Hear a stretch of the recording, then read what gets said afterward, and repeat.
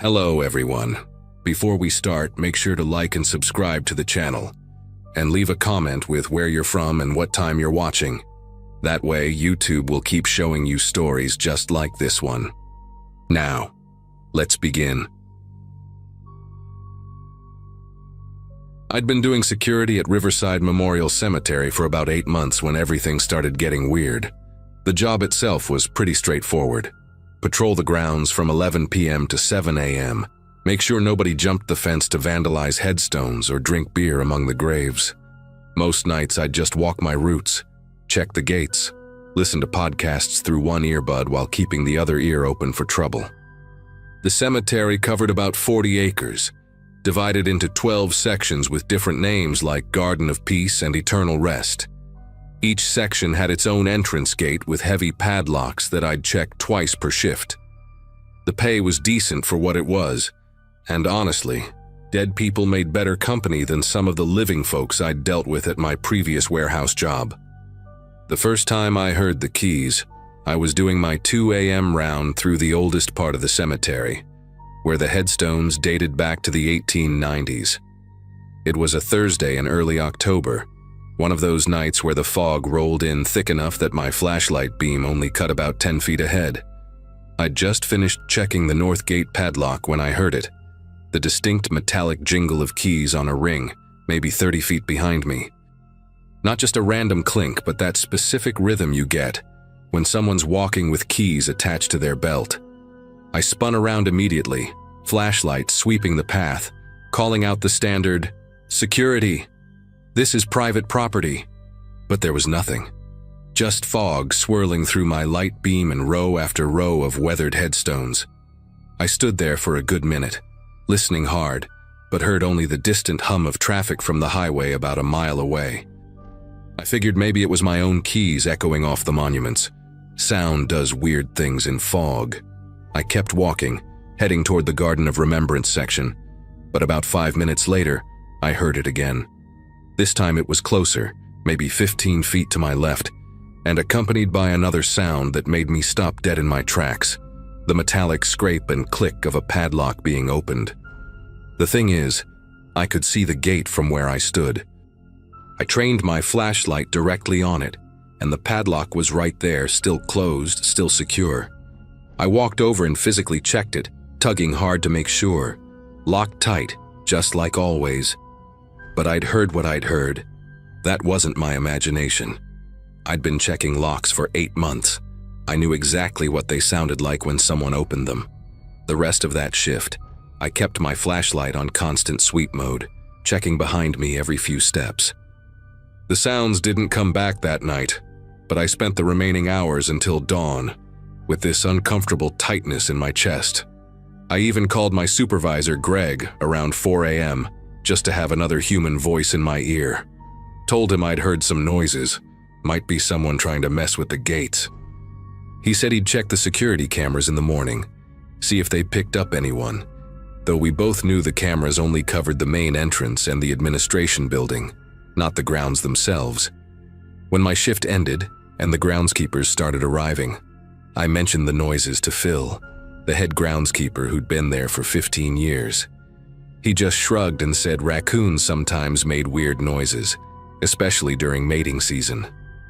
But I knew the difference between animal sounds and metal on metal. For the next 3 nights, nothing happened.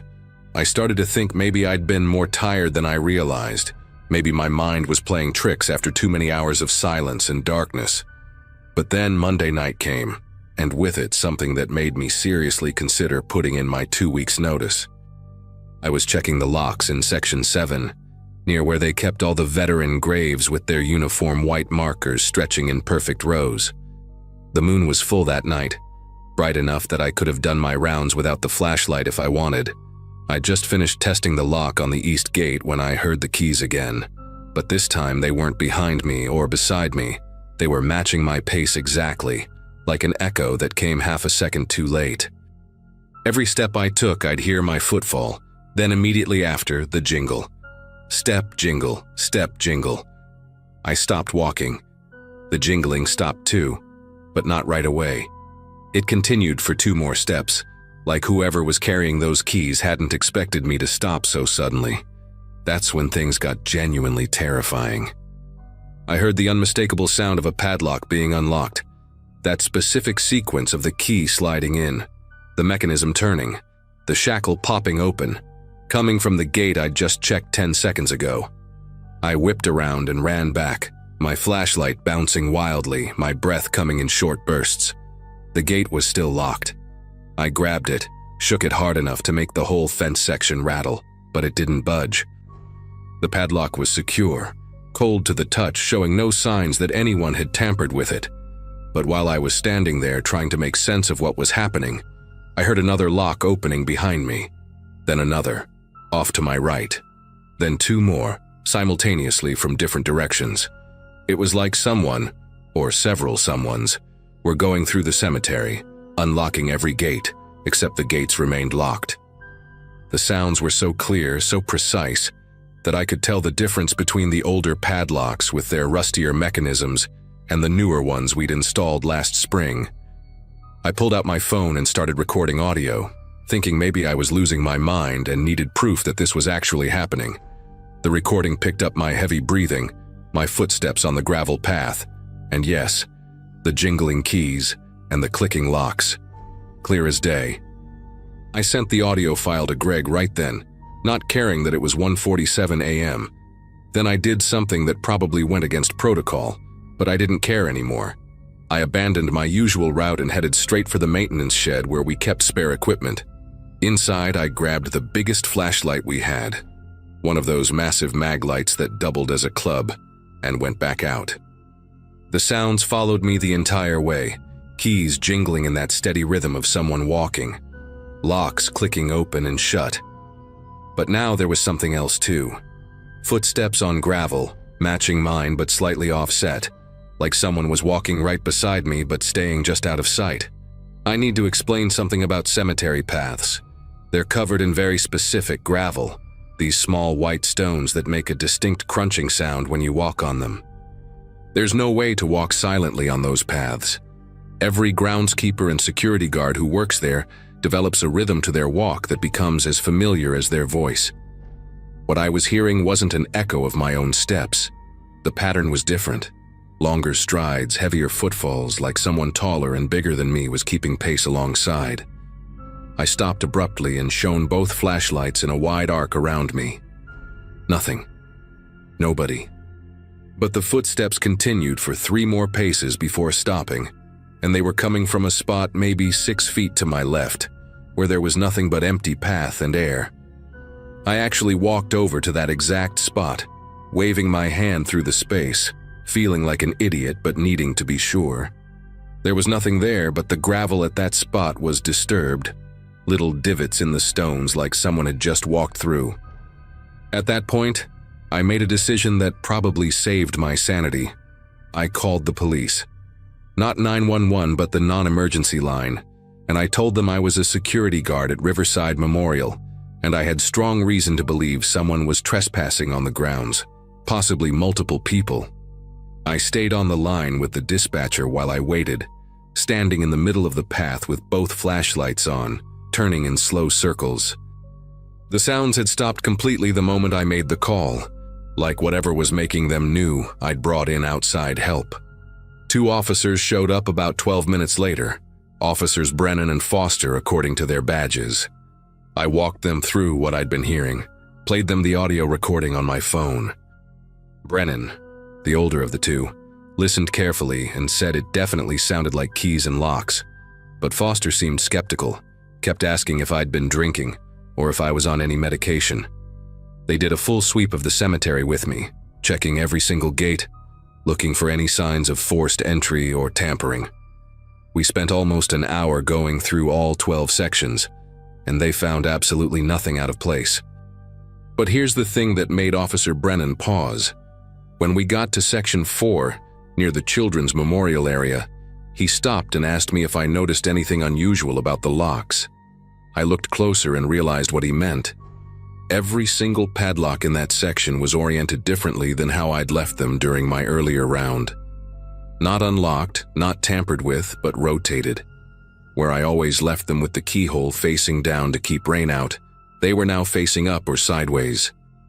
Brennan took photos and made notes, said it could indicate someone with a key had been through, even if they'd re-locked everything. He asked if any other guards had keys, if there was anyone who might be playing pranks. I told him only Greg and the cemetery director, Mrs. Novak, had master keys besides me, and neither of them would do something like this. After the officers left, promising to increase patrols in the area, I finished my shift in the security booth near the main entrance, refusing to do any more rounds that night. The next morning, I went straight to Mrs. Novak's office and laid everything out for her. The sounds, the recording, the police visit, the rotated locks. She listened without interrupting, then pulled out a manila folder from a filing cabinet behind her desk. Inside were incident reports dating back 8 years, all from night security guards, all describing the same thing: keys jingling, locks opening, footsteps on empty paths. 7 different guards had reported it. 3 had quit without notice. 1 had a nervous breakdown and ended up in psychiatric care for a week. Mrs. Novak told me that her father, who'd been the cemetery director before her, had experienced it too back in the 1980s. She said they'd had the locks changed 4 times, installed motion sensors that never picked up anything, even brought in a priest to bless the grounds. Nothing stopped it. But here's what she told me that changed everything. It only happened to guards who worked alone. The moment they'd switched to 2-person night shifts, the incident stopped completely. She offered me a choice: stay on with a partner, they'd bring in someone from their contract security company, or transfer to day shift with a small pay cut. I took the partner option because I needed the night differential pay for my kids' medical bills. The very next night, I was paired with a guy named Jerome, who'd been doing security for 20 years. We walked the rounds together, and absolutely nothing happened. No keys, no locks, no footsteps. Just 2 guys with flashlights walking through a quiet cemetery. It's been 6 months now, and as long as Jerome or whoever else they pair me with is there, everything stays normal.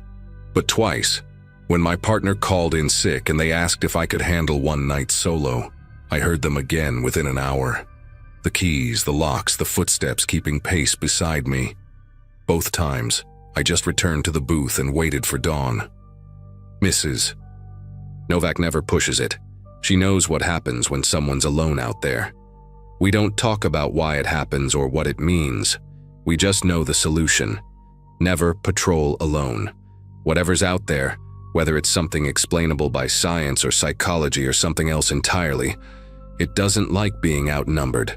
And that's enough for me to never find out what would happen if I stayed out there alone long enough for it to finish whatever it's trying to do with those locks.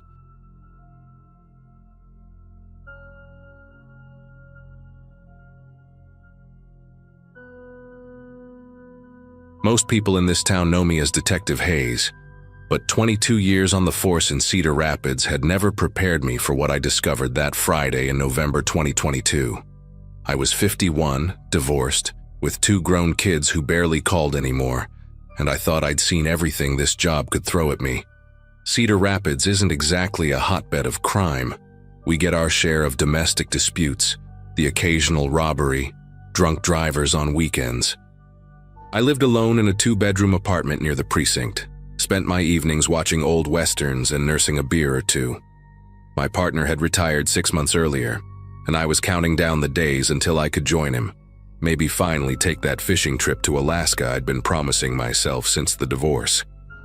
But everything changed when dispatch called about a missing 16-year-old named Ashley Carpenter, a straight-A student from Westwood High who hadn't come home from school the previous afternoon. The call came in around 9 in the morning, and by 10 I was sitting in the Carpenter's living room, looking at a girl with bright green eyes and dark curly hair smiling from a dozen family photos on the mantel. Her mother Janet kept wringing a dish towel in her hands while her father Robert paced behind the couch, his work boots leaving faint mud prints on the cream carpet. They told me Ashley always texted when she'd be late, never stayed out without permission, and had seemed perfectly normal at breakfast the day before. She'd mentioned staying after school to work on a science project with her friend Megan, but Megan told them Ashley never showed up.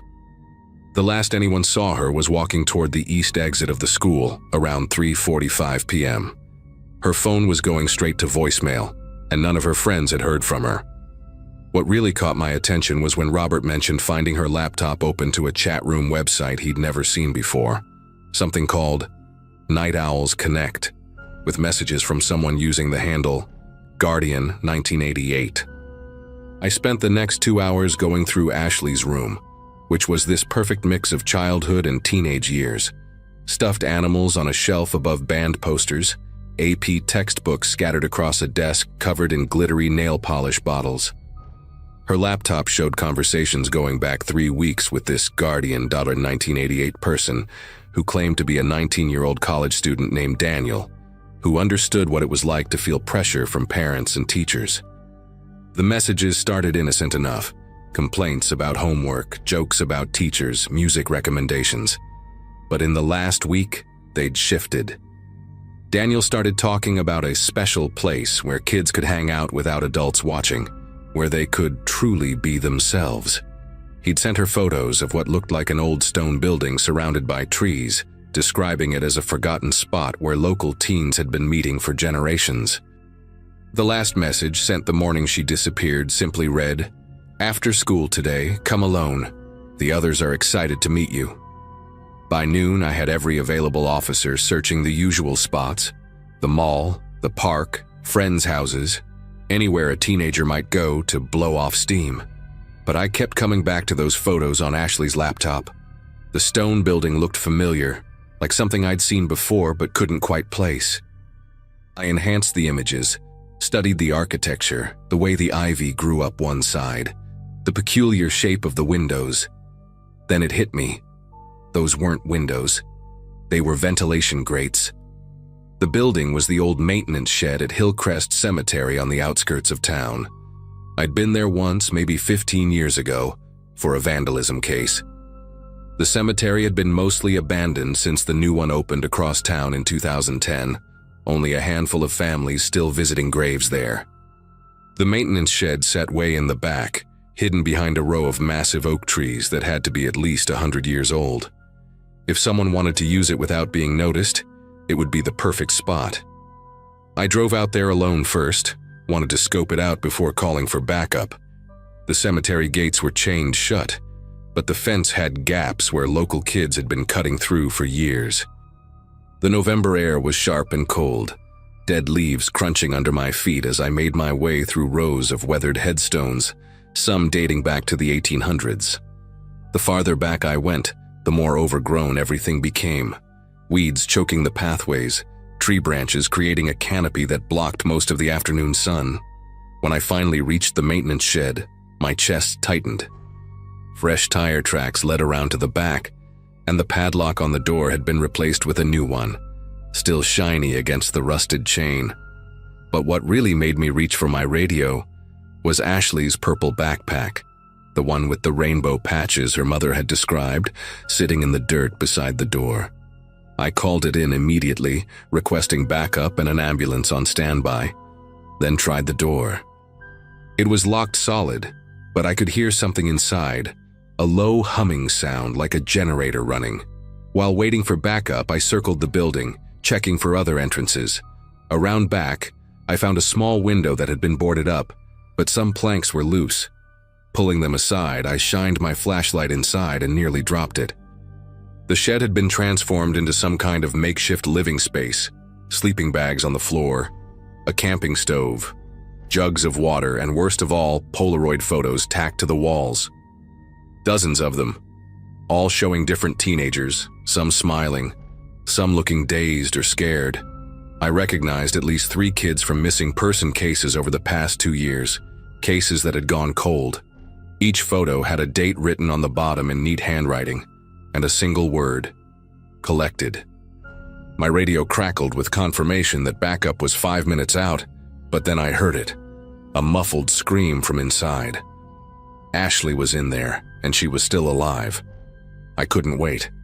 Using my shoulder, I slammed into the door repeatedly until the old wood began to splinter around the lock. The door finally gave way on my 4th hit, and I burst inside with my weapon drawn. The smell hit me first. Mothballs mixed with something chemical, like chloroform. The main room was exactly as I'd seen through the window, but there was another door at the back, slightly ajar. The humming was louder now, definitely a generator, and I could hear voices. Not just one, but several, speaking in low whispers. I announced myself loudly. "Cedar Rapids Police, anyone in here needs to come out with their hands visible." The whispering stopped immediately, replaced by shuffling sounds and what sounded like furniture being moved. I pushed through the back door and found myself in a narrow hallway with 3 doors. The first 2 were open. One had more sleeping bags and personal belongings, backpacks with names written on them in marker. The third door was locked from the outside with a sliding bolt. Behind it I could hear crying. I slid the bolt back and pulled the door open to find Ashley huddled in the corner of a small room, her wrists zip-tied together, duct tape across her mouth. Her green eyes were wide with terror, but she was conscious and breathing. As I rushed to her, cutting the ties with my pocket knife, she kept pointing frantically behind me, trying to scream through the tape. I spun around just as a man emerged from a hidden panel in the wall I hadn't noticed. Tall, maybe 6'3", wearing maintenance coveralls with Hillcrest embroidered on the pocket. He had this perfectly ordinary face, the kind you'd forget 5 minutes after seeing it, except for his eyes. They were flat, emotionless, like looking at a mannequin. He was holding a syringe in one hand, and in the most casual voice, like we were discussing the weather, he said, "You're early, detective, the others aren't here yet." Before I could respond, he lunged at me with surprising speed. We crashed into the wall, my gun skittering across the floor. His strength was incredible. I outweighed him by at least 30 pounds, but he had me pinned, trying to bring that syringe down toward my neck. Ashley, brave kid that she was, didn't run like I expected. Instead, she grabbed my dropped gun with her shaking hands and screamed, "Get off him!" The man's head snapped toward her, and that split second of distraction was all I needed. I drove my knee up hard into his ribs, heard the air rush out of him, and managed to roll us over. The syringe fell from his grip, rolling under a rusted metal shelf. We grappled on the concrete floor, him clawing at my face while I tried to pin his arms. He kept repeating in that same calm voice, "You don't understand. They need me. They need their guardian." That's when it clicked. This was Guardian 1988 from the chat room. I managed to get my cuffs out, but he was writhing like something possessed. And that's when I heard them. Car doors slamming outside, multiple footsteps approaching fast. But it wasn't my backup. Through the small window, I could see 3 more people in similar maintenance coveralls heading toward the shed, one carrying what looked like a large duffel bag, another holding rope. "Run!" I shouted at Ashley, who was still holding my gun with trembling hands. "Get to the main road and flag down the police cars." She hesitated for a second, then took off through the front room. The man beneath me started laughing, this hollow sound that made my skin prickle. "They won't let her leave," he said. "The cemetery is ours now, has been for 3 years. Every runaway, every forgotten kid, they come to us eventually." I finally got one cuff on his wrist and was reaching for the other when the back door burst open. A woman stood there, probably mid-40s, with graying hair pulled back in a severe bun, wearing those same coveralls. She was holding a taser. "Let Brother Timothy go," she said, in a voice that sounded like she was talking to a misbehaving child. Behind her, I could see 2 more figures. The situation was spiraling fast. I had 1 suspect half-cuffed, 3 more blocking my exit, and Ashley somewhere outside, hopefully getting to safety. Then I heard the most beautiful sound in the world. Sirens, lots of them, getting closer. The woman's composure cracked for just a moment, her eyes darting toward the door. "Brothers, sisters, we need to go to the tunnels," she commanded, but it was too late. I could hear officers shouting outside, Ashley's voice among them directing them to the shed. The 2 figures behind the woman turned to run, but Timothy grabbed my wrist with his free hand, his fingers like ice. "You don't know what you've done," he hissed. "Those kids needed us. We were saving them from worse things, preparing them for what's coming." The woman dropped the taser and reached into her pocket, pulling out a small glass vial. Before I could react, she smashed it on the ground and thick white smoke began filling the room. My eyes started burning immediately, throat closing up. I managed to drag Timothy toward the door as officers burst in, gas masks already on. They'd come prepared after my radio descriptions. Through my watering eyes, I saw them tackling the woman, saw others chasing down the two who'd tried to flee. Timothy went limp in my grip, playing dead or unconscious, but I kept the cuff on him tight. An officer helped me outside where EMTs were waiting, and there was Ashley, wrapped in a blanket but standing strong, telling another detective everything she'd seen. The aftermath revealed more than anyone in Cedar Rapids wanted to know. The 4 people we arrested that day were part of something they called the Sanctuary, targeting vulnerable teenagers through online chat rooms, convincing them to meet at the cemetery. They'd converted the old maintenance tunnels beneath Hillcrest into a complex of rooms where they held kids for days, sometimes weeks, using drugs to keep them compliant while they prepared them, though for what they never clearly said. We found evidence of at least 12 teenagers who'd been through their hands in the past 3 years. Most had been released after being thoroughly terrorized and drugged, too scared or confused to report what happened. Some were still missing. Timothy, whose real name was Nathan Bowman, had worked as an actual maintenance worker at the cemetery until it closed. The woman, Judith Cray, was a former social worker who'd lost her license in 2018. The other 2 were brothers she'd recruited from her old case files. Ashley testified beautifully at the trial 6 months later. Turned out they'd only had her for about 4 hours before I showed up. Hadn't given her any drugs yet. She's in college now, studying criminal justice, and sends me a Christmas card every year. The cemetery was permanently closed, the tunnels sealed with concrete. But sometimes when I drive past that place, I think about what Timothy said, that they were preparing those kids for something worse. I never did figure out what he meant by that, and honestly, I'm not sure I want to know.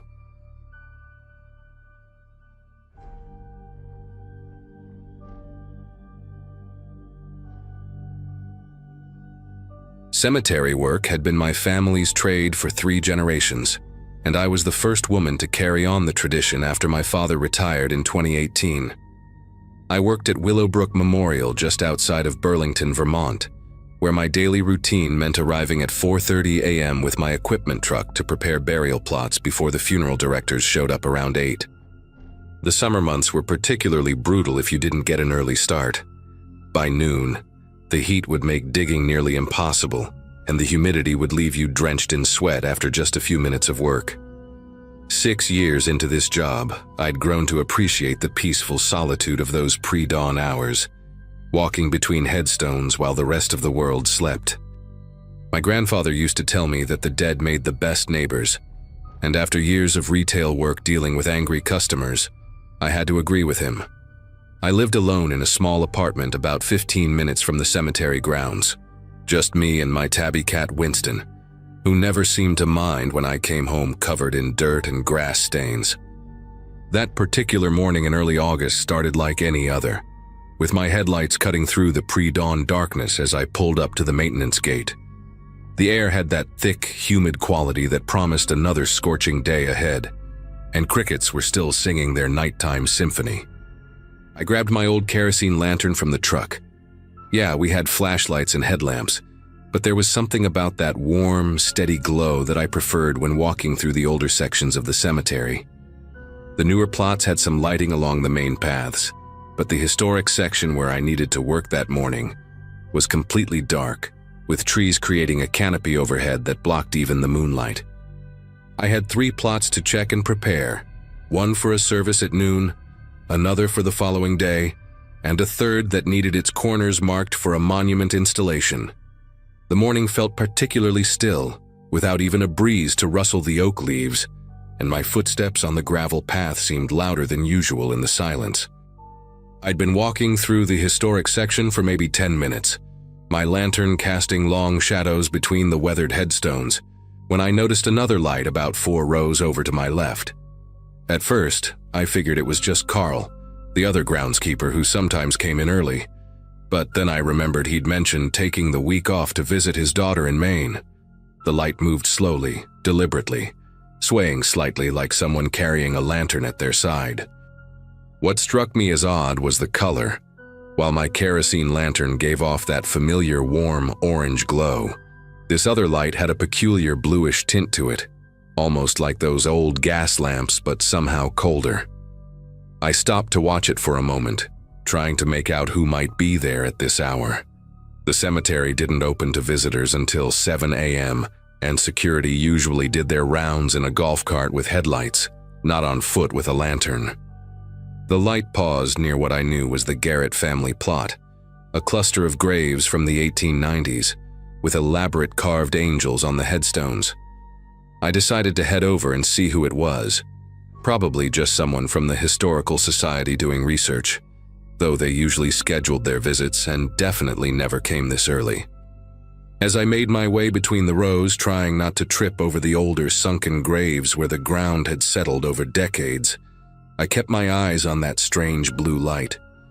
It seemed to be hovering right at ground level, moving in small circles like someone was examining something closely. The closer I got, the more wrong everything felt. There was this heavy silence that seemed to press against my ears, and even the crickets had stopped their chirping. When I was maybe 20 feet away, close enough that I should have been able to see whoever was holding that light, I called out a friendly, "Morning, can I help you with something?" The instant the words left my mouth, the light simply vanished. Not like someone had switched it off, but like it had never been there at all, leaving my eyes struggling to adjust to the sudden darkness beyond my own lantern's reach. I stood there for a moment, holding my lantern higher to cast more light toward the Garrett plot, telling myself there had to be a logical explanation. Maybe it was some kind of reflection, or one of those phosphorescent fungi that sometimes grew on old wood, though I'd never seen any glow that bright or that blue. As I walked closer to where I'd seen the light, my boot caught on something soft and loose, nearly sending me tumbling forward. When I looked down, my breath caught in my throat. The ground was disturbed, not just disturbed, but freshly turned over with dark, moist soil mounded up like someone had been digging. The grass around the edges was torn up in chunks, and there were deep gouges in the earth, maybe 3 feet long and about a foot wide. I pulled out my work phone to check the schedule, already knowing what I'd find. No burials were planned for this section for at least another month. The Garrett plot had been closed since 1923 when the last family member was interred. The smell hit me then, not the usual earthy scent of freshly turned soil, but something else underneath it, something sweet and cloying that made my stomach turn. I've been around enough burial sites to know what decomposition smells like, but this was different, older somehow, like opening a room that had been sealed for decades. I knelt down beside the disturbed ground, setting my lantern on a nearby headstone to free up my hands, and that's when I noticed the pattern in the dirt. There were marks that looked almost like claw marks, or maybe someone digging with their bare hands, desperate and frantic. But what really made me stumble backward was what I found partially buried in the loose soil. A piece of fabric, probably wool based on the texture, with buttons that looked handmade from bone or ivory. The fabric was old, really old, the kind of material and craftsmanship you'd see in museums displaying Victorian-era clothing. My mind raced trying to make sense of it all while every instinct screamed at me to get away from that spot. I pulled out my phone to call security, but of course there was no signal in that part of the cemetery. The old trees and the hill blocked most cell reception. I grabbed my lantern and started backing away from the disturbed grave, planning to head to the maintenance shed where we had a landline, when I heard it, a sound like metal scraping against stone, coming from somewhere behind me.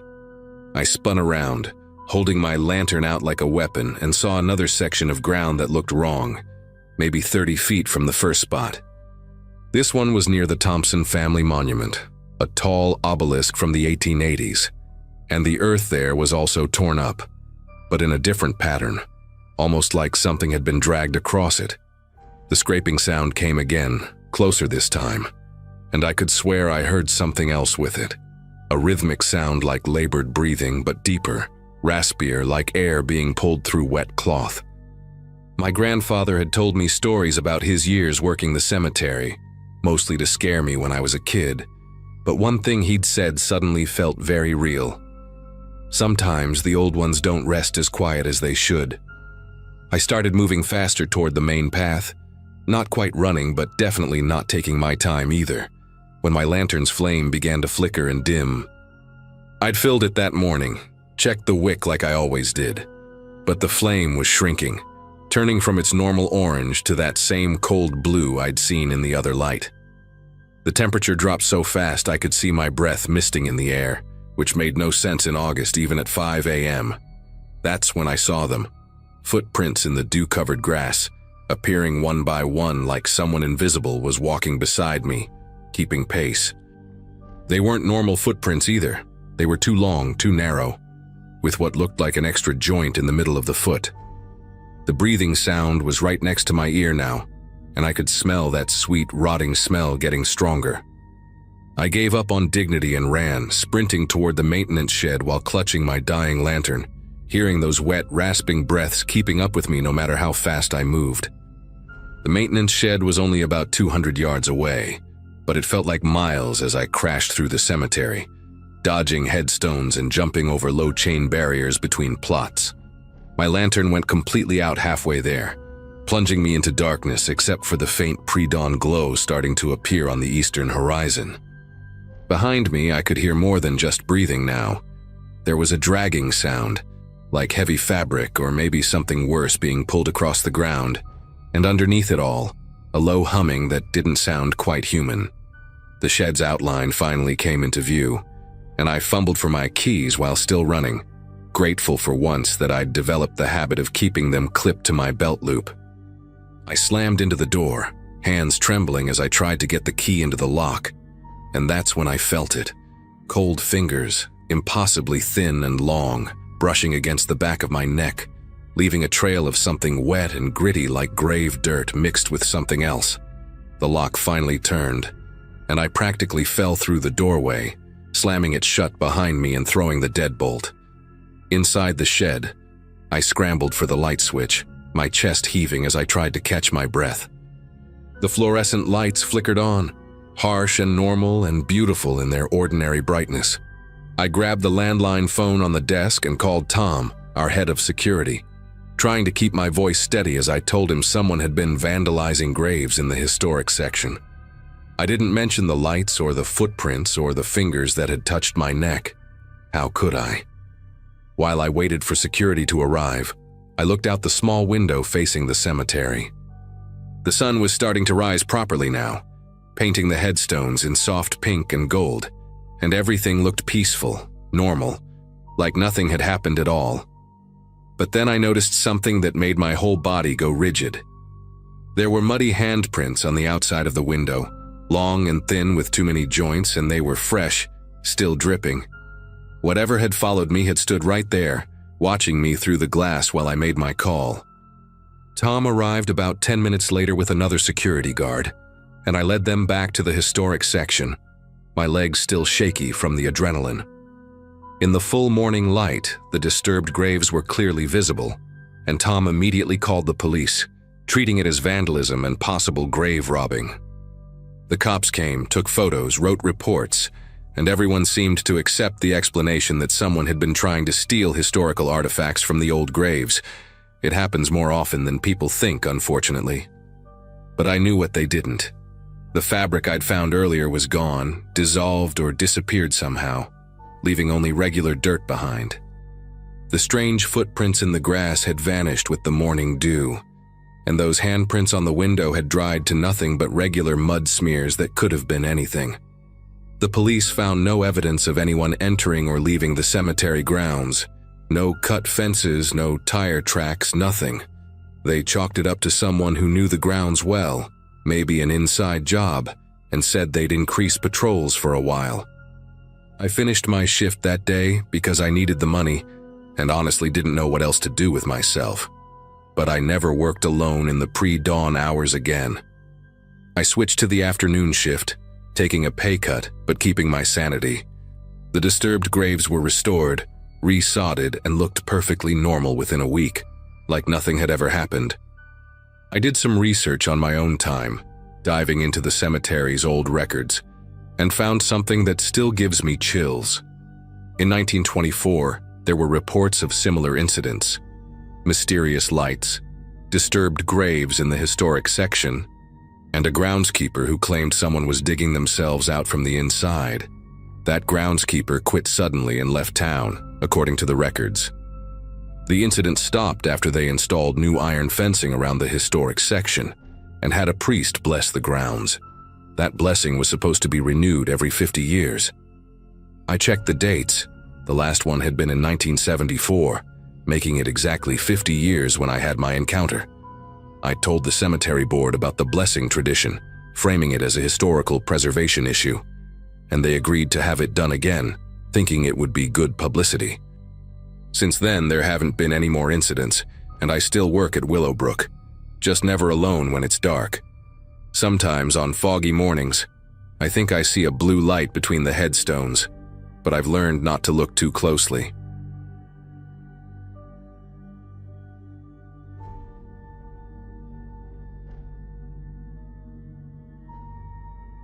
The call came in around 3 p.m. on a Wednesday afternoon in late September. I'd been with the local police department for about 12 years at that point, mostly handling routine stuff in our small Colorado town: domestic disputes, drunk and disorderly conduct, the occasional shoplifter at the grocery store. Officer Sullivan, that's me, though most folks just called me Sully. I was finishing up some paperwork at the station when dispatch radioed about vandalism at Pinewood Cemetery on the east side of town. The groundskeeper, an older guy named Harold, who'd been maintaining those grounds since before I was born, had noticed spray paint on several headstones and what looked like forced entry marks on the old Whitmore family mausoleum. I grabbed my jacket and headed out, figuring it was probably just teenagers being stupid again. We'd had problems with kids drinking in the cemetery during summer break, leaving beer cans everywhere and occasionally knocking over the smaller headstones. The cemetery sat on about 15 acres of rolling hills, dotted with oak trees that were just starting to turn gold and red. I parked my cruiser near the main entrance and spotted Harold waiting for me by the maintenance shed, his weathered face creased with worry. He led me through the older section of the cemetery, past graves dating back to the 1890s, their stones worn smooth by decades of rain and snow. The Whitmore Mausoleum stood near the back corner, a limestone structure about the size of a small garage, with heavy iron doors and stained glass windows depicting angels. Built in 1923, according to the cornerstone. Harold pointed out the damage. Someone had clearly been working at the lock with tools, leaving scratches and gouges in the metal. But what caught my attention immediately were the footprints in the damp earth leading right up to the doors. Fresh prints, couldn't have been more than a few hours old based on how crisp the edges were. The strange part was that they only went in one direction, toward the mausoleum, not away from it. Harold handed me a large brass key from his ring, explaining that each mausoleum had a master key kept in the maintenance office for emergencies or when families requested access. The Whitmores hadn't visited in years. The last family member buried there was Eleanor Whitmore in 1987, and her children had all moved out of state. As I approached the doors, I noticed something else peculiar. The grass around the entrance was worn down in a subtle path, like someone had been coming and going regularly, but carefully enough not to make it obvious. There were also small scratches at about shoulder height on the door frame, fresh ones overlapping older marks that had started to rust. I put on my gloves and inserted the key, feeling resistance at first. The lock mechanism was stiff, probably from lack of use, but after some effort it clicked open. The metal hinges groaned as I pulled the heavy door open, and the smell hit me immediately. Not the musty, abandoned smell you'd expect, but something else. Body odor, food, and underneath it all, the sharp tang of urine. I clicked on my flashlight even though some afternoon light filtered through the stained glass windows, casting red and blue patterns across the stone floor. The mausoleum's interior was about 12 by 15 feet, with stone shelves along 3 walls holding 6 caskets, all sealed and covered in dust. But the floor told a different story. In the far corner, someone had set up what looked like a makeshift living space. A sleeping bag was spread out on a foam camping pad, with a battery-powered lantern sitting beside it. Empty food containers were stacked neatly against the wall: canned soup, crackers, energy bars, bottles of water. A small pile of clothing sat folded on top of a plastic storage container. But what made my pulse quicken was the notebook lying open on the sleeping bag, pages covered in tight, cramped handwriting. Next to it sat a pair of binoculars and what looked like a small digital camera. I stepped closer, careful not to disturb anything, and read the first visible entry in the notebook. It was dated 3 days ago. The woman in the blue coat came again today. Third time this week. She always brings roses to plot 47B. Stays exactly 23 minutes. I radioed for backup and started documenting everything with my phone camera while waiting. Flipping through the notebook with my pen, I found pages and pages of observations dating back 4 months. Every entry meticulously recorded visitors to the cemetery, what they wore, which graves they visited, how long they stayed, what they brought, even snippets of conversations the person had apparently overheard. Man with the prosthetic leg visits his son every Monday at 2 p.m., always talks about the football scores. Another entry. Young couple at the infant section. She cried for 40 minutes today. He held her the whole time. The level of detail was unsettling. This person knew the morning routines of dozens of people, had studied their grief like some kind of twisted research project. Some entries had stars next to them, and these were even more detailed, including physical descriptions, car license plates, and speculation about their jobs and home lives based on their clothing and conversations. One starred entry from 2 weeks ago made me pause. The red-headed woman who visits grave 12C drives a silver Camry. License plate starts with 7G4. Wedding ring tan line but no ring. Always parks in the same spot. Lives alone. Mentioned it to her dead mother today. The camera's memory card was nearly full when I checked it. Hundreds of photos, all taken from various hiding spots around the cemetery. Some were shot from behind trees, others from inside the mausoleum looking out through the stained glass windows. The quality wasn't great, but faces were clearly visible. There were photos of people crying, hugging, talking to headstones, leaving flowers.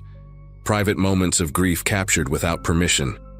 In one series of photos, I recognized Mrs. Caldwell, who visited her husband's grave every Sunday after church.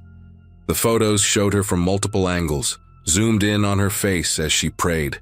Another set showed a young man I didn't recognize, sitting against a headstone with his head in his hands. The timestamp showed these were taken just yesterday evening. Going deeper into the storage container, I found more disturbing items. A cemetery map with certain graves circled in red ink, a maintenance schedule clearly stolen from Harold's office, and several car keys on unmarked rings. At the bottom was a yellowed employee ID badge for the cemetery dated 2008, with a photo of a thin man with hollow cheeks. The name read, Leonard Briggs, groundskeeping assistant. Harold's face went pale when I showed him the ID badge outside the mausoleum. He remembered Leonard, a quiet, strange man who'd worked at the cemetery for about 2 years before being fired in 2010 for inappropriate behavior. Apparently, Leonard had been caught multiple times lingering near funeral services, standing too close to grieving families, trying to comfort strangers in ways that made them uncomfortable.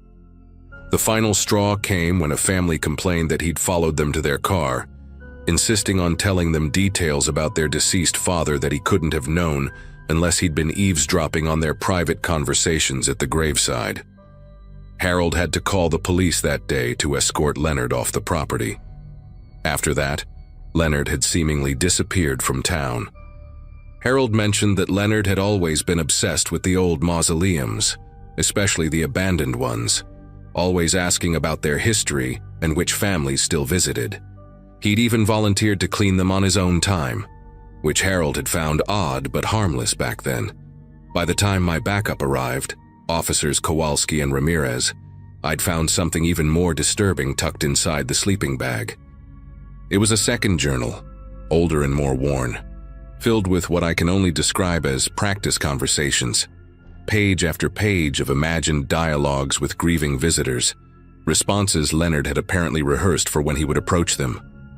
If she mentions her daughter died of cancer, I understand that pain. My sister went the same way. The chemo was harder than the disease, wasn't it?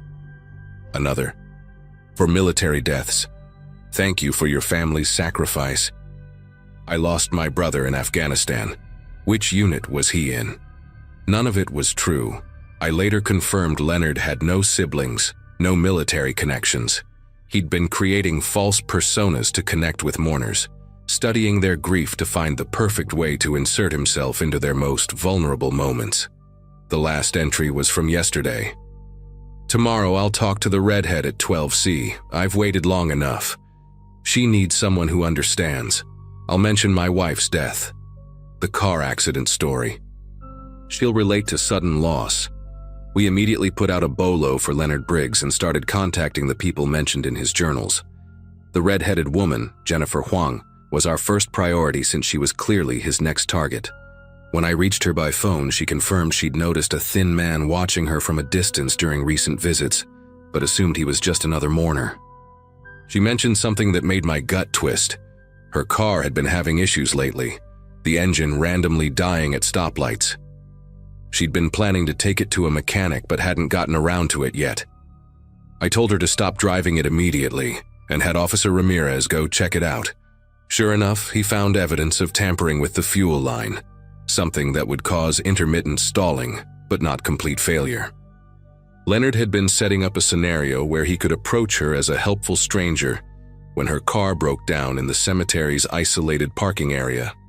The mechanical knowledge required suggested this wasn't his first time creating such situations. As the afternoon turned to evening, we discovered the full extent of Leonard's activities. The stolen car keys matched vehicles of regular cemetery visitors.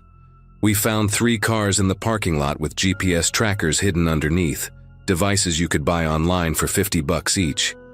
He'd been monitoring their movements, knowing where they lived, where they worked, when they'd return to the cemetery. In his storage container, we found printed MapQuest directions to 16 different addresses, all belonging to people mentioned in his journals. Some had notes like usually alone on weekends or no security system visible. Mrs. Caldwell nearly collapsed when we told her. She'd been finding small items moved in her garden lately. Her gate left slightly open when she was sure she'd closed it. Another woman, Diane Brewster, mentioned that someone had left flowers on her doorstep twice in the past month with unsigned sympathy cards, even though her husband had passed away 2 years ago.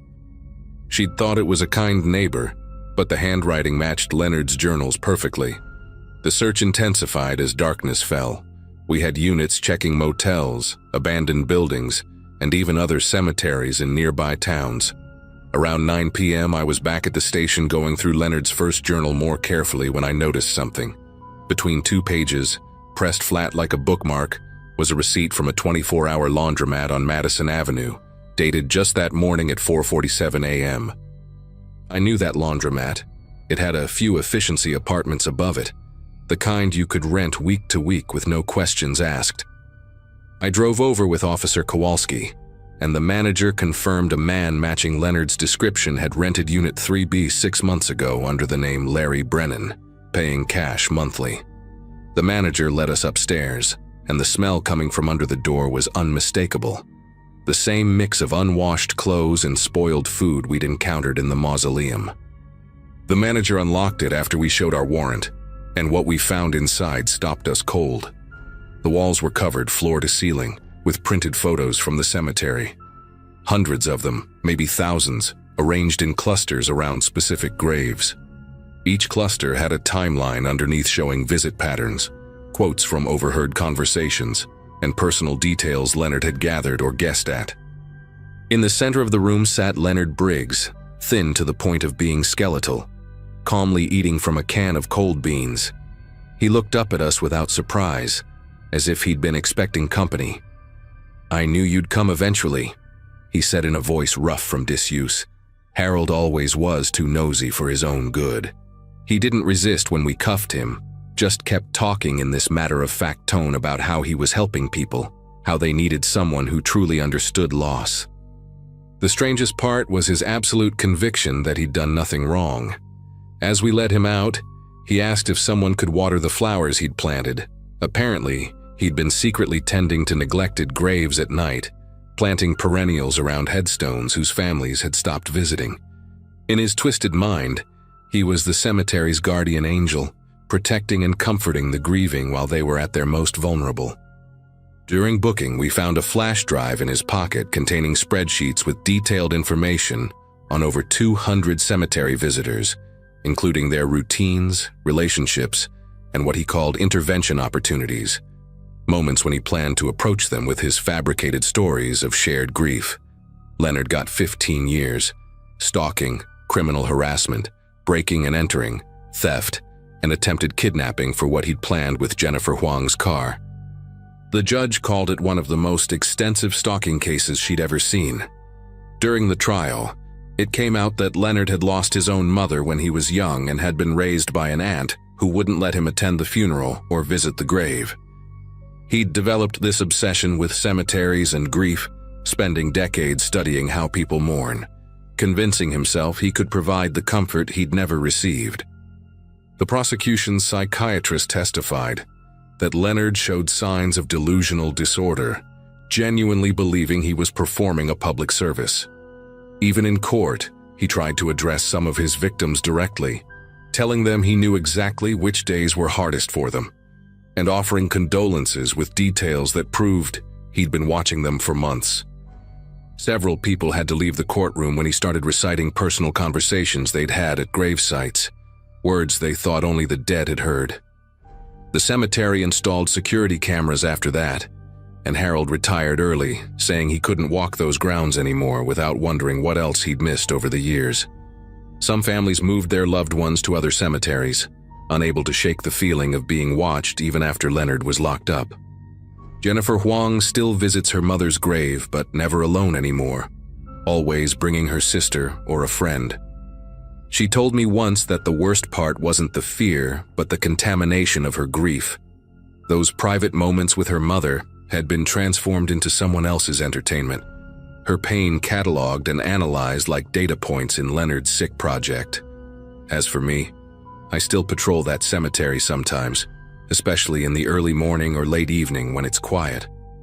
I check the mausoleums, look for signs of disturbance, and wonder how many other Leonard Briggs might be out there, hidden in plain sight, feeding on sorrow like vampires of grief.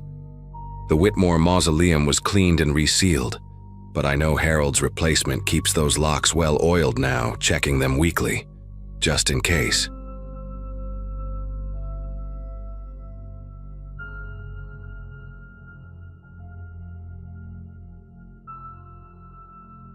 I need everyone here to understand that what I'm about to share destroyed my passion for urban exploration. 2 months ago, in early July, I was 24 and running a small YouTube channel where I document abandoned places around Michigan. Nothing huge, maybe 3,000 subscribers, but it was my escape from my day job at a warehouse. I lived alone in a studio apartment near downtown Detroit, spent most weekends driving to forgotten buildings with my camera gear. My life was simple. Work, edit videos, scout new locations, repeat. I thought I was brave, thought I'd seen everything these dead places could show me. God, I was such an idiot. The cemetery sat about 40 minutes outside the city, surrounded by thick woods that had started reclaiming the property decades ago. I'd gotten a tip from another explorer on Instagram. Apparently the place had been abandoned since the late 70s when the church that owned it went bankrupt. The iron gates hung crooked on rusted hinges, and weeds had pushed through every crack in the asphalt path leading inside. I parked my beat-up Ford Ranger on a dirt road nearby and grabbed my equipment: Canon DSLR, backup GoPro, flashlight, and the stupid confidence that nothing could surprise me anymore. The afternoon sun filtered through the trees, creating these long shadows that stretched across the overgrown grass. Perfect lighting for dramatic shots, I remember thinking. The first thing that struck me was how quiet everything was. No birds, no insects, just the sound of my footsteps crushing dead leaves. Most of the headstones were still standing, though crooked and covered in moss so thick you couldn't read the names anymore. I started filming right away, doing my usual intro about the history of the place while walking backwards through the main path. The cemetery wasn't huge, maybe 200 graves total, arranged in rough rows that had lost their symmetry over the years. Tree roots had pushed up through the ground, creating these weird mounds and valleys between the graves. I kept the camera rolling, narrating what I saw. A child's grave with a lamb carved on top, now missing its head. A massive oak tree that had grown straight through someone's plot, splitting the headstone in half. Standard stuff for my channel, honestly. But then I reached the northeast corner, and that's when everything changed. There, piled against the cemetery's crumbling brick wall, were at least 15 headstones stacked on top of each other like someone had been building a fort. Not fallen naturally, not pushed by tree roots, deliberately placed. The stones at the bottom were huge, probably weighed 200 pounds each, and they formed a kind of foundation. Smaller ones balanced on top, and the whole thing stood about 6 feet tall. Moss and vines had grown over parts of it, but you could tell this arrangement wasn't ancient. Some of the breaks in the stones looked fresh, white granite showing through where they'd been snapped. I circled the pile slowly, keeping my camera trained on it, trying to understand what I was seeing. Who would do this? Why? The space where these headstones had been taken from was visible. A whole section of the cemetery had been stripped bare, just rectangular depressions in the earth where graves should have been marked. I spent maybe 20 minutes filming that pile from every angle, even climbing on a nearby fallen tree to get an overhead shot. The way the stones were arranged reminded me of something, but I couldn't place it, almost like an altar, or maybe a marker itself. Behind the pile, the brick wall had this weird discoloration, a dark stain that spread outward in an almost perfect circle, about 3 feet in diameter. I touched it with my finger and it came away dry and powdery, like old ash. The smell hit me then, this burnt metal scent that made me step back. I kept filming, zooming in on the stain, on the way certain stones had symbols carved into them that didn't match typical cemetery decorations. One had these interconnected circles. Another had what looked like branches but arranged in patterns that hurt to follow with your eyes. The sun was getting lower, maybe an hour before sunset, and I knew I should leave soon. But I wanted to check out the bare section where the headstones had been taken from. I walked over, still recording, and noticed something that made me stop dead. The depressions weren't random, they formed a pattern. From ground level it was hard to see, but there was definitely a design to which graves had been robbed. I pulled out my phone to get some aerial footage with my drone app, but the phone died instantly. Full battery to black screen, just like that. My camera was still working though, so I kept filming. That's when I noticed the ground in the center of the bare section was different. Darker, more compact, like something heavy had been there recently. Boot prints, lots of them, pressed deep into the soil. Fresh ones too. The edges were still sharp, not weathered by rain. I decided to get one last shot of the headstone pile before leaving. The light was perfect now, that golden hour glow that makes everything look cinematic. I positioned myself about 10 feet away, adjusting the camera settings for the lower light. Through the viewfinder, the pile looked even more deliberate, almost sculptural. I started talking to the camera, explaining what I was seeing, theories about why someone would do this. Grave robbers maybe, or local kids trying to be edgy. But even as I said it, I knew that wasn't right. The effort required to move those stones, the specific pattern, the fresh activity. This was something else.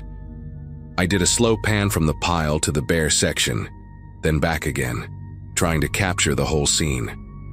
The camera's autofocus kept hunting, struggling with something I couldn't see. I figured it was just the changing light.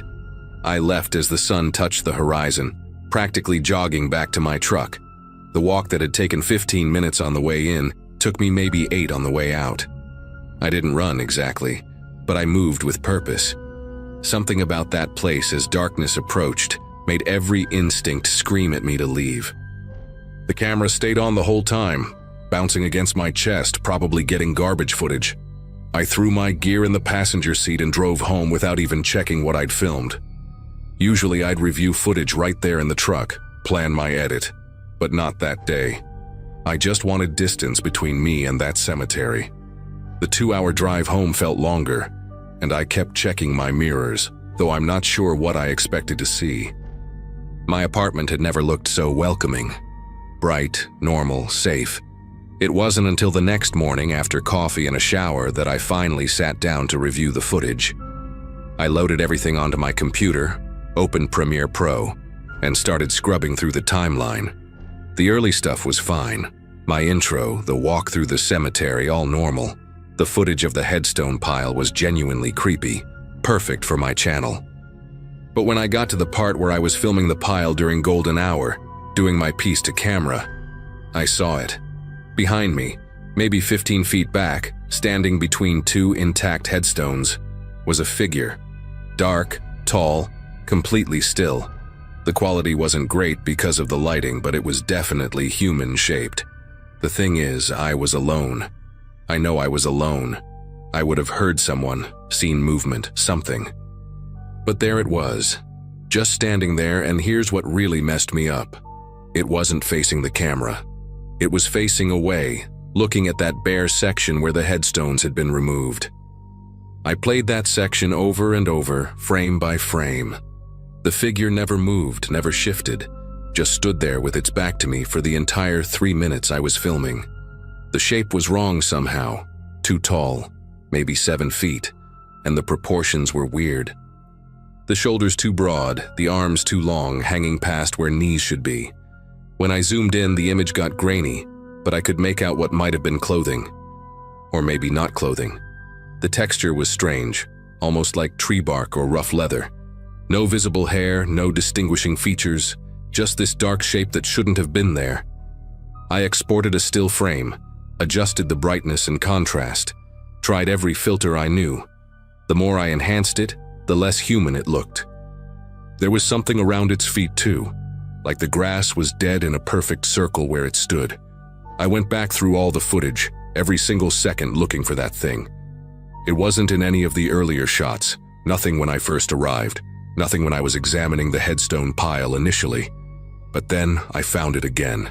In the footage where my camera was bouncing against my chest as I left, there were glimpses of it, multiple glimpses.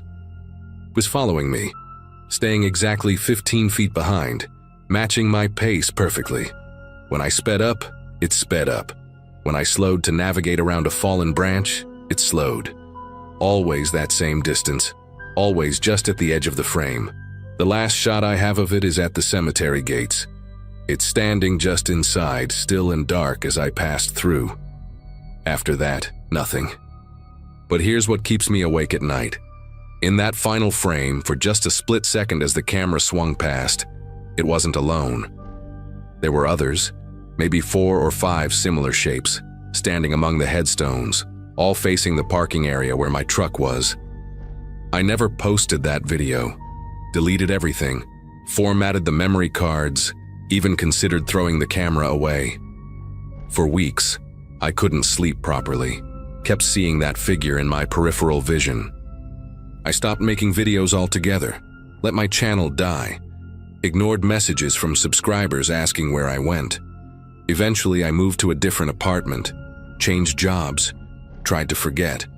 But sometimes I still dream about that cemetery, about those deliberately stacked headstones, about what they might have been marking or containing. I dream about that bare section of ground and wonder if those graves were emptied from below or from above. Mostly, though, I dream about driving back there and finding my own headstone added to that pile, fresh white granite with my name clearly visible. I wake up from those dreams gasping, and I know with absolute certainty that those things are still there, still watching, still waiting for someone else to discover them.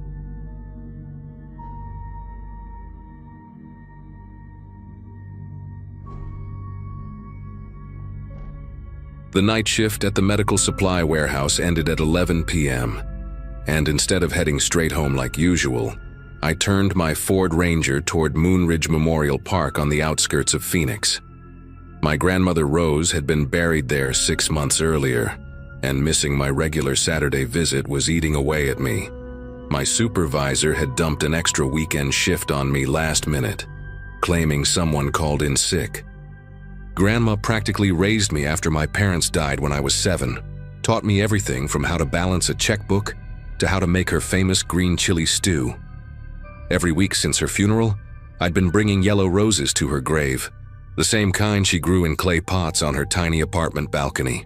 That Friday in June 2017, the guilt of potentially missing our weekly appointment pushed me to make the drive despite the late hour. The cemetery gates stayed open until midnight, and I figured 20 minutes would be enough time to leave the flowers and tell her about my week. Moonridge Memorial Park sat where the city gave way to desert, surrounded by a crumbling stone wall that looked older than half the graves inside. I parked near the entrance under the only working security light. The other two had been broken for months, according to the maintenance guy I'd chatted with during previous visits. The bouquet of yellow roses I'd grabbed from the all-night grocery store lay on the passenger seat, wrapped in that crinkly cellophane that sounds too loud in quiet places. The temperature had finally dropped from the day's 105 degrees to something bearable, maybe 75, and a slight breeze carried the smell of creosote bushes from the desert. My phone showed 11:08 p.m. as I grabbed the flowers and headed through the gates. The gravel path crunched under my work boots, and past the first row of headstones, the darkness pressed in from all sides. Section K, where Grandma rested, was a good 5-minute walk toward the back, near a gnarled mesquite tree that somehow pulled enough water from the ground to stay alive. I'd made this walk dozens of times in daylight, could probably navigate it with my eyes closed, but everything shifts in the dark. Headstones that looked welcoming under the sun became gray teeth jutting from the earth, and the decorative angels on the older monuments threw strange shadows that seemed to move when you weren't looking directly at them. The newer sections had flat markers flush with the ground, easier for the lawnmowers, the groundskeeper once told me. But Section K still had the old-style upright stones from the 80s and 90s. Grandma's was simple. Just her name, Rose Evelyn Hartley.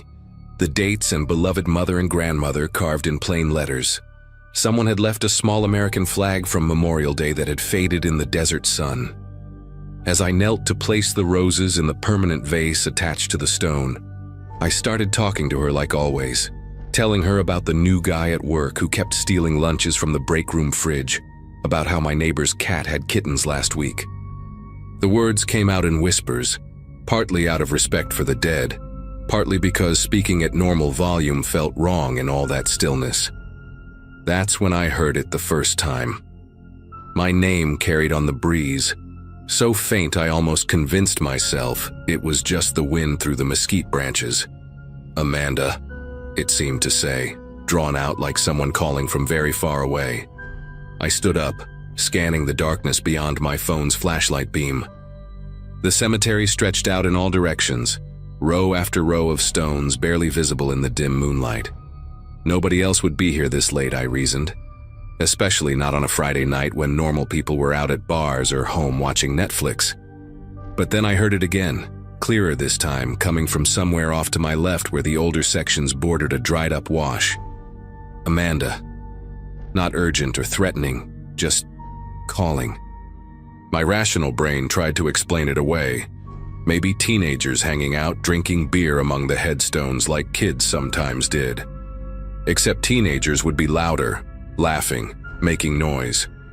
This voice had a quality that made the hair on my arms stand up, like hearing a song played in a minor key when you expected major. I decided to finish up quickly and leave. Grandma would understand. She'd always been practical, never one for unnecessary risks. I touched the cold granite of her headstone, whispered a quick goodbye, and turned back toward the path.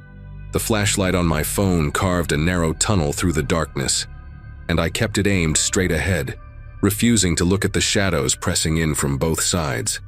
My work boots seemed impossibly loud on the gravel, each step echoing between the monuments. About halfway back to the entrance, near a section where they'd recently installed a new row of black marble headstones that reflected my flashlight like dark mirrors, I heard my name again. This time from the right, from behind a cluster of old family crypts built into a small hill. Amanda. Then before I could process it, another voice from somewhere behind me. Amanda. Different pitch, different tone, like two distinct people were calling me. My pace quickened without conscious thought, that primitive part of the brain that knows when to run taking over. The voices multiplied as I walked faster. They came from between the headstones, from behind the larger monuments, from the patches of ornamental juniper bushes the cemetery used to mark section boundaries. Amanda, Amanda, Amanda. Some whispered, some spoke in normal tones, some sounded almost like singing. Male voices, female voices, and some I couldn't identify as either. They weren't getting louder exactly, but there were more of them, overlapping like a twisted chorus. None of them sounded angry or aggressive. If anything, they sounded curious, almost welcoming, which somehow made it worse. My phone battery was at 12%, I noticed with a spike of panic. The entrance gate was still maybe 300 yards away, the security light a small beacon in the distance. I broke into a jog, no longer caring about being respectful to the dead. The roses I'd brought for Grandma flashed through my mind. I'd left the cellophane wrapper on the ground by her grave, littering in a cemetery. The thought was absurd given the situation, but the brain does weird things when it's terrified. Then I saw movement. Not dramatic or obvious, but subtle shifts in my peripheral vision. Between the headstones, shapes that weren't quite shadows and weren't quite light seemed to drift from stone to stone. They moved wrong, too fluid like smoke given form, but not following the laws of physics smoke should follow. When I turned my flashlight toward them, nothing was there except granite and marble and the occasional plastic flowers left by mourners. But the moment the light moved away, the movement resumed. The voices grew more insistent, and now I could make out words beyond just my name. "Stay," one said, clear as if someone stood next to me. "Remember us?" came from near a tall obelisk monument. "Lonely," whispered from somewhere low, maybe from one of those flat markers I'd been walking over. My jog turned into a run. Sweat ran down my back despite the cool air, and my breathing came in ragged gasps that seemed too loud, like I was broadcasting my location to whatever was following me. Because something was definitely following me now. I could hear footsteps on the gravel behind me, matching my pace perfectly. Except when I risked a glance backward, the beam of my dying phone showed nothing but empty path stretching into darkness. The footsteps continued, though, steady and deliberate, maybe 20 feet behind me. The voices had organized themselves into something almost like a conversation, talking to each other about me as if I wasn't there running for my life. "She's young. She remembers. Like the others who come at night. But she can hear." That last phrase repeated from multiple voices, spreading through the cemetery like gossip at a church social. My Ford Ranger was visible now, parked under that security light, maybe 50 yards away. The iron gates stood open, and beyond them, the normal world of streetlights and distant traffic waited. But between me and escape, the air itself seemed to thicken. The temperature dropped at least 15 degrees in the span of 3 steps, and my breath came out in visible puffs. The voices crescendoed, no longer whispers but full-throated calls.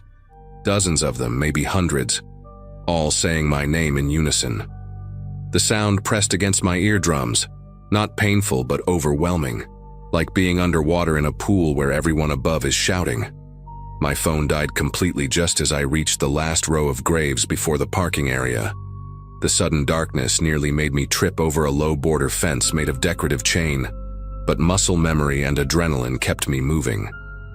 In that complete blackness, with only the distant security light to guide me, the cemetery transformed into something else entirely. The air sparkled with tiny points of light, like fireflies but wrong. They pulsed in patterns that seemed deliberate, almost like Morse code or heartbeats. Each grave I passed seemed to exhale a cold breath, and I swear I felt fingers brush against my jacket, my hair, the back of my neck. Not grabbing or violent, more like blind people trying to identify who was rushing past them. The voices had shifted into something between laughing and crying, a sound that human throats shouldn't be able to make. She runs like Margaret did. 60 years since Margaret. The young ones always run. These fragments reached my ears clearly despite my ragged breathing and pounding footsteps. I burst through the cemetery gates like breaking through the surface of water, gasping and stumbling. The normal sounds of the world rushed back. Distant cars on the highway, a dog barking somewhere in the neighborhood, the electrical hum of the streetlight. I fumbled for my keys with numb fingers, dropped them once on the asphalt, grabbed them, and practically threw myself into the truck. The engine turned over on the third try. It always needed coaxing when the temperature changed quickly, and I reversed out of that parking spot so fast I nearly clipped the stone pillar by the entrance. In my rearview mirror, just for a second before I turned onto the main road, I saw them. Hundreds of pale, translucent figures standing just inside the cemetery gates, packed together like commuters waiting for a train. They weren't looking at me. They were looking at each other, moving their mouths in conversation I could no longer hear. Some wore modern clothes, others dressed in styles from decades past. A few children stood among them, no taller than the adults' waists. One woman in what looked like a 1950s sundress raised her hand in what might have been a wave. Then I turned the corner and they were gone, just the cemetery gates and darkness in my mirror. I drove home on autopilot, gripping the steering wheel hard enough to leave marks on my palms. My apartment complex never looked so welcoming. Ordinary, boring, beautifully normal with its identical beige buildings and neatly trimmed hedges. Inside, I turned on every light, made coffee I didn't drink, and sat on my couch until dawn trying to make sense of what happened. I called in sick the next day and the day after that. On Monday, I finally went back to work, but took a different route that didn't pass anywhere near Moonridge Memorial Park. I researched the cemetery online, finding nothing unusual in its history. No mass graves, no scandals, no ghost stories. Just a normal cemetery that had been there since 1963. But I did find an old newspaper archive from 1964 about a woman named Margaret Fielding, who disappeared after visiting her husband's grave at night. Her car was found in the cemetery parking lot, engine still running, but she was never seen again. The article mentioned she'd told her sister she heard voices calling her name whenever she visited after dark, but everyone assumed grief was making her imagine things. I never went back to visit Grandma Rose at night. For 3 weeks I couldn't bring myself to go at all, but the guilt eventually won. Now I only visit on Saturday mornings when the sun is high and other people are around, and I never stay past noon. I switched to artificial flowers. They last longer, and I don't have to visit as often. Sometimes other visitors mention hearing things at night, always in that casual way people bring up experiences they're not sure really happened. The groundskeeper, an older man named Frank who's worked there for 30 years, once told me the cemetery gets active after dark, but wouldn't elaborate. I still hear those voices sometimes in my dreams, calling my name in that overlapping chorus, inviting me back. The worst part is they don't sound threatening anymore. They sound lonely, like a gathering of people who just want someone new to talk to, someone who can still hear them. I think about Margaret Fielding a lot. Wonder if she finally answered their call. If she's standing there now with the others just inside the gates, waiting for the next person who visits after dark. Grandma Rose always said the dead don't want to hurt us. They just want to be remembered. Maybe she was right, but I'm not brave enough to find out.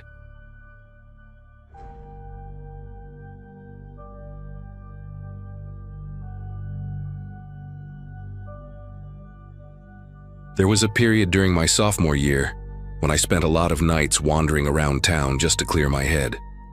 The campus was small, and after midnight, most streets felt deserted, like the whole place had gone to sleep except me.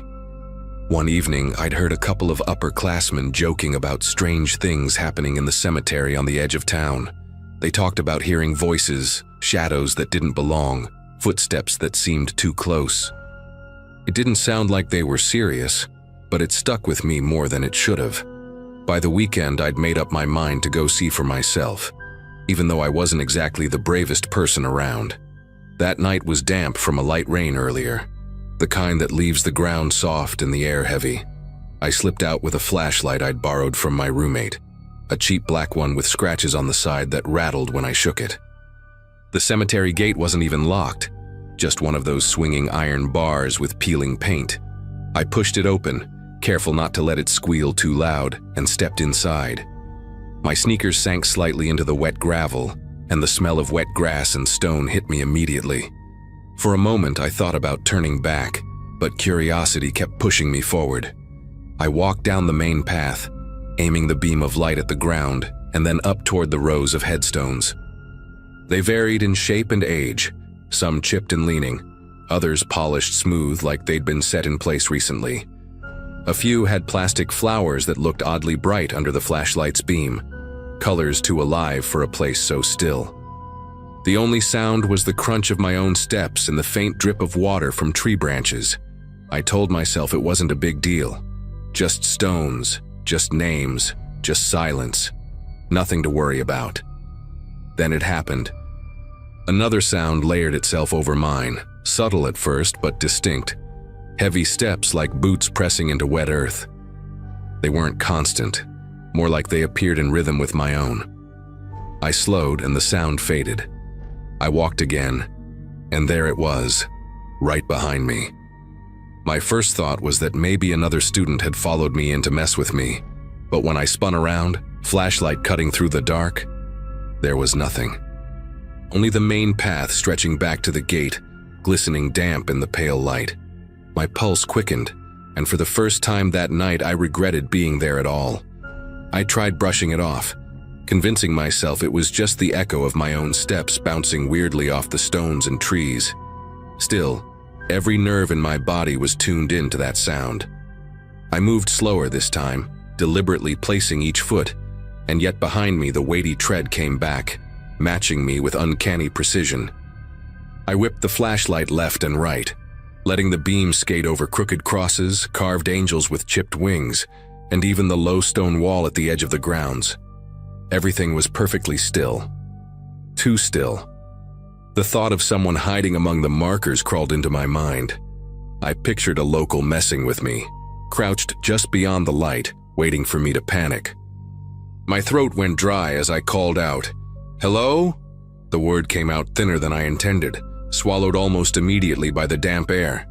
No answer, no rustle of movement, just the quiet return of water dripping from branches. My own breathing felt too loud, filling the silence in ways I couldn't control. When I forced myself to keep walking, I noticed something new. The soil along the main path glistened, soft and dark from the earlier rain, and there, next to my own prints, were others. Fresh, deep impressions of a shoe with a wide sole. They weren't random. Each one lined up perfectly with my stride, like someone invisible was shadowing every step I took. My flashlight trembled slightly as I angled it closer, following the trail. Wherever I stopped, the last print matched exactly, ending right beside mine as though someone had halted in sync. The air pressed heavier around me, damp and suffocating, and every instinct screamed to leave. Yet my legs locked into this rhythm of moving and checking, moving and checking. Each time I spun around, the steps fell silent, but the evidence was stamped clearly into the ground behind me. It was no echo, no trick. Someone or something was there, pacing me without ever revealing itself. The realization sent a deep shiver crawling up my spine, and for the first time I understood why people told stories about this place in hushed voices. I backed away from the prints, trying to convince myself to leave before my nerves completely gave out. The gate wasn't far. I could see the faint glimmer of the streetlight beyond it, but the path leading out felt impossibly long now, every step dragging as though I were walking through water. Behind me, the weighty thud started again, perfectly timed, pressing into the soil in tandem with mine. My neck prickled like something unseen was leaning close, just out of sight. Halfway down the path, I lost the nerve to play along. I broke into a run, flashlight beam bouncing wildly across the stones. My sneakers slapped against the wet ground, and I swore I heard the answering rhythm right behind me. Heavier, faster, relentless. I didn't dare look back this time. The only thing in my mind was the gate, the thin iron bar standing between me and the open street. I burst through, nearly tripping as I shoved the gate open and stumbled onto the pavement outside.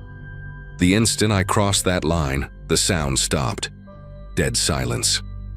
My chest heaved, my breath ragged in the cool night air, and I whipped around expecting to see someone barreling out behind me. But the path was empty. The last set of prints ended just inside the cemetery gate, as if whatever had been there couldn't cross over. I didn't stick around to make sense of it. I bolted back toward campus and swore to myself I'd never step foot in that place again. Even now, I can picture those perfect impressions in the soil side by side with mine, vanishing at the boundary like they had rules to follow. I never told anyone the full story, just laughed off the rumors when they came up again. But every time I pass that cemetery, I walk a little faster, ears straining for the sound I hope I'll never hear again.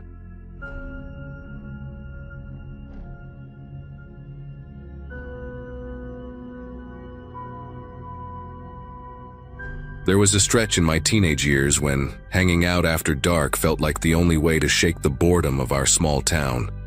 A few friends and I had this habit of cutting through the cemetery near the edge of town whenever we wanted to meet up at the gas station on the other side. It shaved at least 15 minutes off the walk, and even though the place carried a heavy silence that made most people uneasy, we thought it was just another shortcut.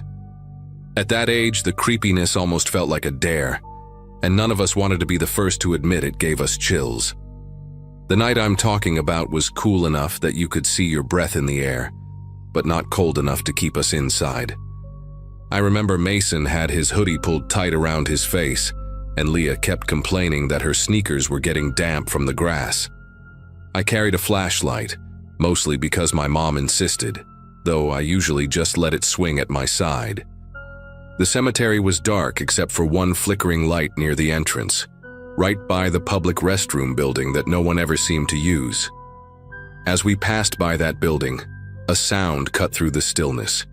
It wasn't an animal, and it wasn't the wind.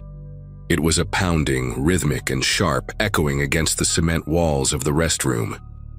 At first we laughed, thinking it might be some older kids messing with us, but when we got closer, we saw that the door was wrapped with a thick rusted chain. The lock was so corroded it looked fused to the metal. No way anyone had just closed it up that night. The banging didn't stop. If anything, it grew more desperate the longer we stood there. Each hit rattled the door and sent vibrations into the ground, like someone inside was slamming their fists, or maybe even kicking with everything they had. Leah whispered that we should leave, her voice barely carrying above the thudding, but Mason stepped forward as if to challenge whatever was making the noise. I wanted to believe it was a prank, but the sheer force behind those sounds didn't feel like something staged. Mason leaned closer, aiming the beam of my flashlight at the chained door. The paint on the frame was chipped, curling away to expose raw wood underneath, and dust covered the hinges. No footprints, no signs of anyone hanging around recently. Just that relentless pounding from the other side. He muttered something about checking the back, but Leah grabbed his sleeve and told him not to. The thought of circling around that structure while the noise kept hammering was enough to make my chest tighten. We argued for maybe half a minute, standing in that dim halo of light. The sound suddenly stopped, cutting off so abruptly it felt like someone had hit a switch. None of us moved or even breathed for a few seconds, just waiting. Then, 3 sharp strikes slammed against the door. Boom, boom, boom, and the chain jerked hard enough to rattle. I swear the padlock shifted against the metal like it might snap off. That was the moment even Mason's bravado cracked. He pulled back fast, muttering that we needed to go. The walk through the rest of the cemetery felt stretched, like the silence itself was pushing down on us. Every gravel crunch under our sneakers sounded too loud. Leah kept glancing behind us, expecting someone, or something, to be following. When we finally reached the gas station, the fluorescent lights buzzing overhead felt almost unreal, like we had crossed into a different world. I remember leaning on the counter, still trying to make sense of what we'd heard. It was the clerk who suggested telling security. The guy knew us, probably thought we were causing trouble, but when he saw Leah's face, he stopped smirking. He picked up the phone and called the security office for the cemetery. About 20 minutes later, a man in a gray uniform showed up, name tag reading Holloway. We stumbled over each other, explaining the banging, the chained door, the way it had nearly burst off its hinges. Holloway listened, then shook his head slowly and said the restroom had been out of service for over a year. The pipes busted, the whole building sealed since then. Holloway must have noticed our disbelief because he offered to show us. We walked back together, his flashlight cutting clean circles through the darkness. By then, the cemetery felt different, heavier, like the quiet had thickened since we left. When we reached the restroom building, the chain was still wound tight across the door, the padlock rusted in place. Holloway tugged it once, then stepped back, brushing dust from his gloves. "See?" he said. "No one's been in there for a long time." Leah asked if maybe an animal had gotten trapped inside. Holloway shook his head and explained the windows had been sealed, the vents covered. "No way anything living is in there," he added. The way he said it didn't feel reassuring. It felt like he was reciting something he'd had to say before. Mason pressed his ear to the door, daring the silence to break, but it didn't. The whole place seemed swallowed by stillness. We left without answers, though none of us wanted to admit how shaken we were. Even at the gas station later, trying to joke about it, there was this edge in every laugh. When we parted ways, I kept thinking about those 3 final strikes against the door, how deliberate they had sounded, like whoever or whatever was inside wanted us to remember them. I've walked through that cemetery since then, but I never go near the restroom anymore. People say it's been locked for years, that the plumbing never got fixed, and that no one's allowed inside. Still, I can't forget the force behind those bangs, the chain straining against the door as if it wouldn't hold forever. Maybe it was just some trick of acoustics or nerves, but part of me is convinced something was in there that night, and I don't think I'll ever know what.